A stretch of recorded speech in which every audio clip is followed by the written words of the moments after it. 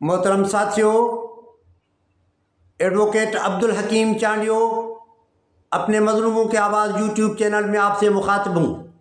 मेहरबानी करके मेरे चैनल को सब्सक्राइब करना, दोस्तों में शेयर करना, ज़्यादा से ज़्यादा मेरे 161 वीडियोज़ हैं देखना और मुझे फीडबैक देना, आपकी बड़ी मेहरबानी होगी।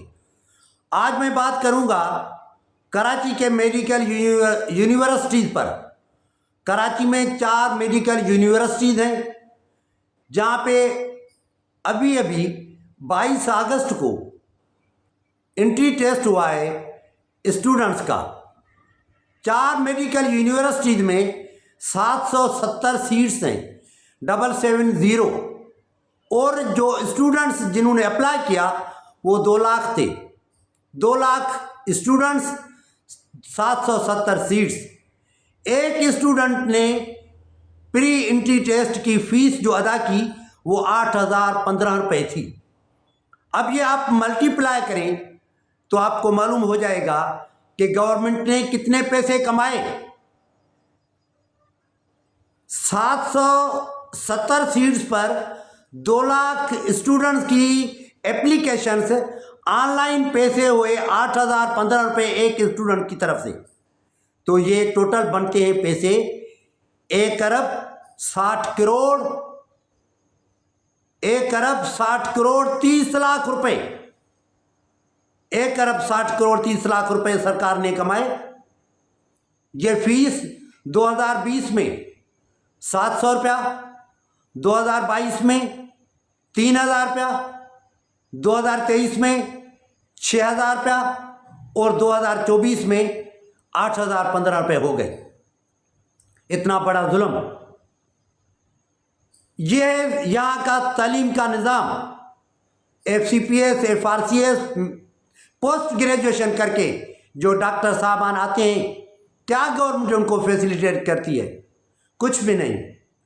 अगर लिवर में या हार्ट में कोई स्पेशलाइजेशन करके आए, क्लिनिक को इस्टेब्लिश करने के लिए उनको करोड़ों रुपए की ज़रूरत होती है।